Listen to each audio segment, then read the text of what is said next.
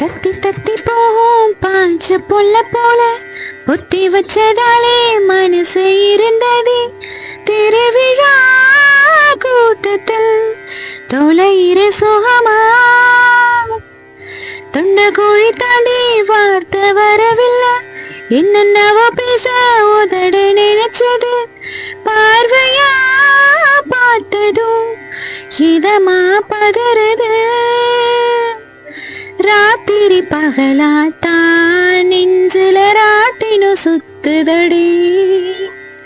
போட்டுன வீட்டுல தான் புதுசா பட்டாம்பூச்சி பறக்குதடா.